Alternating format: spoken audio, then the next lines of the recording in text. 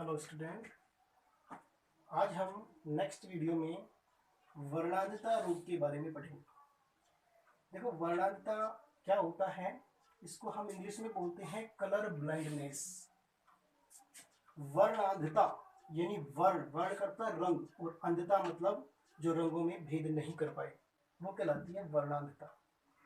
वर्णांधता जो रोग होता है, देखिए, सामान्यतः एक्स एक्स और एक्स वाई ये गुणसूत्र पाए जाते हैं। ये होता है मादा के अंदर एक्स एक्स 23वां जोड़ा, और ये होता है पुरुष के अंदर एक्स वाई 23वां जोड़ा। अब देखिए, जो एक्स गुणसूत्र होता है ये एक लिंगी गुणसूत्र होता है। आपको पता है एक्स ये भी लिंगी गुणसूत्र है, ये भी लिंगी गुणसूत्र है, और ये दोनों भी क्या है, लिंगी गुणसूत्र होते हैं। तो जो एक्स गुणसूत्र होता है, उस एक्स गुणसूत्र पर एक ऐसा जीन मौजूद होता है जो रेटिना के अंदर, किसके अंदर, रेटिना, रेटिना कहाँ होती है, आंखों में। तो रेटिना के अंदर वो रंगा कोशिकाएं बनाता है। वो जीन क्या काम करता है, रेटिना के अंदर रंगा कोशिकाएं बनाता है। अगर उस जीन के स्थान पर, ध्यान से सुनिए, अगर उस जीन के स्थान पर अगर कोई अप्रभावी विकल्पी आ जाता है, उसी जीन का कोई अप्रभावी विकल्पी आ जाता है, तो उस अप्रभावी विकल्पी के कारण ही व्यक्ति रंगों में भेद नहीं कर पाता है, और ऐसे व्यक्ति में सामान्यतः रंगों में अंतर करने की क्षमता नहीं देखी जाती है, और उनमें से भी मुख्यतः लाल व हरे रंग में ये अंतर नहीं कर पाता है, और ऐसे व्यक्ति को हम वर्णांध व्यक्ति कहते हैं। क्या कहते हैं, वर्णांध व्यक्ति कहते हैं। अब दूसरी बात यह आती है कि जो वर्णांध व्यक्ति होते हैं उसकी जो पहचानने की क्षमता जो होती है, सामान्यतः हम जब टेस्ट होते हैं, फिजिकल टेस्ट होते हैं, कोई आर्मी में जाता है, कोई पुलिस में जाता है, तो उस दौरान देखने को मिलते हैं। वैसे सामान्यतः उसको हम नहीं पहचान पाते, लेकिन जब उनको हम इस प्रकार से देखते हैं कि जब उनसे मेडिकल में पूछा जाता है, कोई कलर यूज करते हैं और उस कलर के अंदर कोई लाल या हरे रंग में से कोई अंक जो है वो बने होते हैं, और उनको वो पहचान नहीं पाता है, और तब जाकर उसको पता लगता है कि मेरे ये रोग है कलर ब्लाइंडनेस। सामान्यतः ये जो रोग होता है ये एक आनुवंशिक रोग होता है। कैसा रोग होता है भी, आनुवंशिक रोग होता है। अब इस रोग से संबंधित हम कुछ वंशावली पढ़ने जा रहे हैं। आप इसको अच्छी तरह देखिए। वर्णांधता जो देखने को मिल रही है उसकी एक वंशावली का एग्जाम्पल लेते हैं हम। उसका एग्जाम्पल है एक वाहक के रूप में और एक सामान्य के रूप में देखा जाए तो हम लेते हैं एक सामान्य पुरुष एवं वाहक स्त्री। अब इन दोनों की हम वंशावली पढ़ते हैं। एक सामान्य पुरुष है और एक है वाहक स्त्री। अगर इन दोनों की शादी हो जाती है तो इसकी वंशावली, आगे की जो संतति बनेगी वो कैसी बनेगी। तो सामान्य जो पुरुष होते हैं उसके लिए हम यूज करेंगे एक्स वाई। ध्यान देना, क्योंकि 23वां जोड़ा क्या होता है, एक्स और वाई होता है इसके अंदर, पुरुष में, मेल के अंदर। और वाहक के रूप में अगर स्त्री की बात करें, ये वाहक है, यानी रोग की वाहक कैरियर होती है, ये ले जाने वाली होती है एक पीढ़ी से दूसरी पीढ़ी में।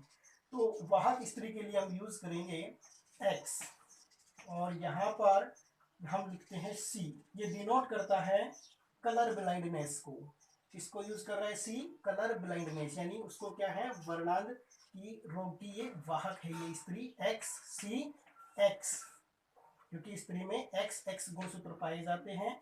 यहाँ एक एक्स गुणसूत्र पर उसके वर्णांध जीन आ गया है, तो इसकी वंशावली अब हम देखेंगे। यहाँ पर देखिए, ये एक्स और ये वाई, इधर देखिए यहाँ बनता है एक्स सी और एक्स।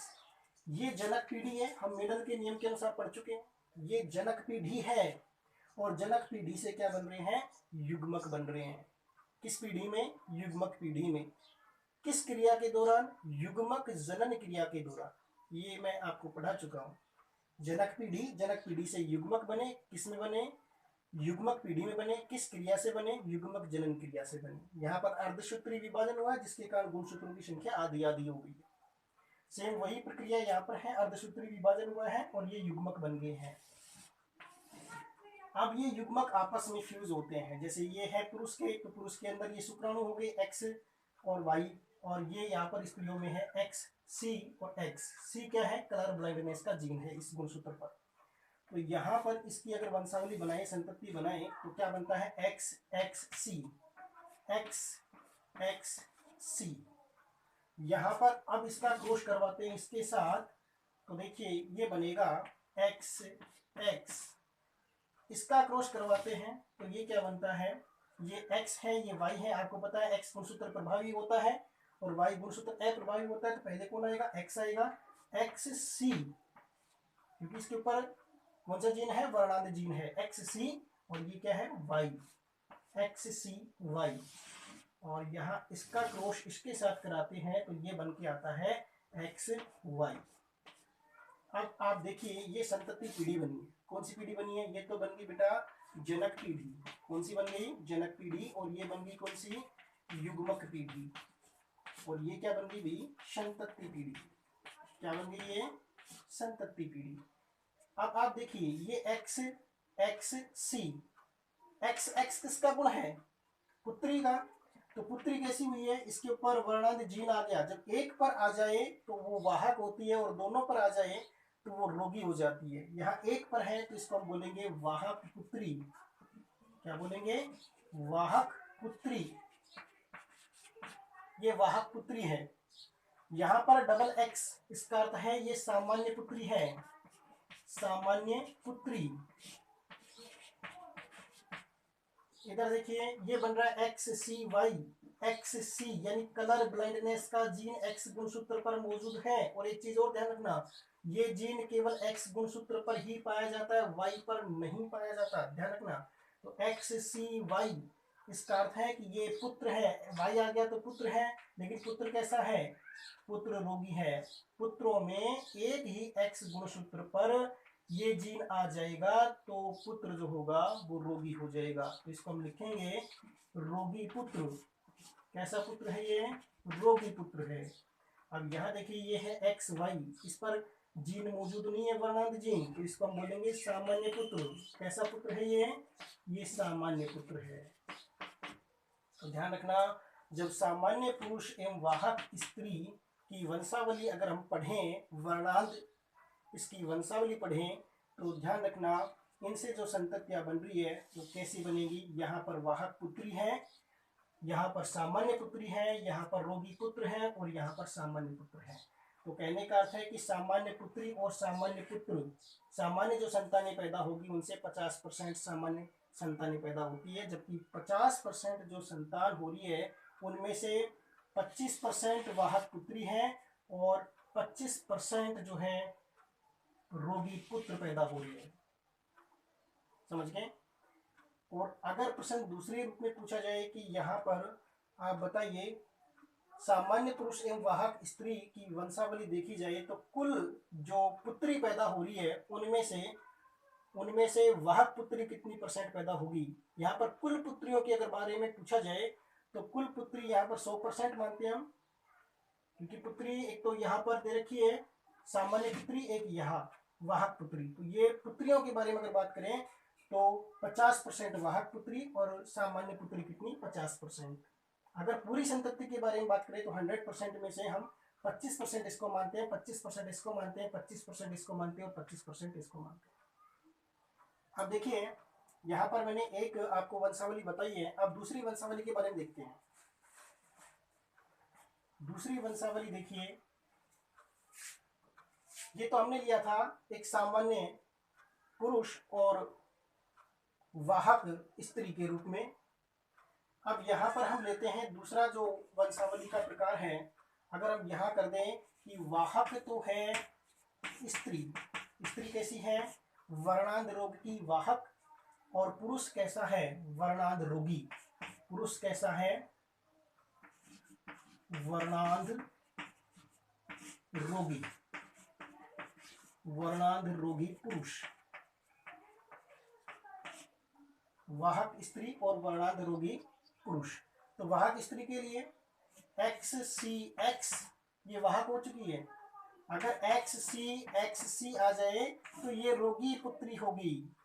ध्यान रखना, एक पर है तो स्त्री वाहक रहेगी, और पुरुष में एक पर आ जाए, जैसे ये पुरुष में आ जाए XCY, तो ये जो पुरुष होगा या पुत्र होगा ये रोगी होगा, क्योंकि ये जीन केवल X गुणसूत्र पर ही मौजूद होता है। तो ध्यान रखना है यहाँ पे XCX वाहक स्त्री और वर्णांध रोगी पुरुष के लिए क्या आएगा, X के ऊपर कलर ब्लाइंडनेस का जीन और Y आता है इसमें। ठीक है, अब देखिए ये जनक पीढ़ी होगी, जनक पीढ़ी से हम बनाते हैं युग्मक पीढ़ी। तो XCX, एक युग्मक XC वाला और एक युग्मक Y, यानी इस पे वर्णांध जीन मौजूद है। यहाँ पर देखिए XCY, ये एक युग्मक, ये दूसरा युग्मक। अब युग्मक का आपस में फ्यूज हो रहे हैं, ये आपस में, ये एक मादा युग्मक है, ये एक नर युग्मक है। XCXC, ध्यान रखना XCXC, यानी दोनों X गुणसूत्र पर कलर ब्लाइंडनेस के जीन आ गए हैं। इसका अर्थ है कि ये जो पुत्री होगी ये रोगी होगी। इसको हम लिखेंगे रोगी पुत्री, रोगी पुत्री। यहाँ पर इस XC वाले का क्रॉस अगर हम करवा दें इस Y के साथ, तो यहाँ पर XCY, XCY, यहाँ पर ध्यान रखना ये XCY है, तो ये पुत्र जो है ये कैसा हो गया, ये रोगी पुत्र हो गया। कैसा हो गया पुत्र, रोगी पुत्र। यहाँ पर देखिए XXC, इसका अर्थ है कि ये जो पुत्री है ये वाहक है। क्या है ये, वाहक, रोग की वाहक है। इधर देखिए ये बन गया है XY, ये सामान्य पुत्र है। क्या है ये, सामान्य पुत्र। मेरी बात समझ में आ गई होगी आपको सबको कि जब वाहक स्त्री हो और वर्णांध रोगी पुरुष हो, अगर इन दोनों की शादी हो जाती है तो इनसे जो संततियां बनेगी वो किस प्रकार की बनेगी, ये आपके सामने है। ठीक है, इस तरह के बहुत सारे क्वेश्चन इस पर पूछे जाते हैं, तो आप इनको अच्छी तरीके से समझना, ध्यान देना। और वीडियो अगर एक बार में समझ में नहीं आता है तो दोबारा देखें। धन्यवाद।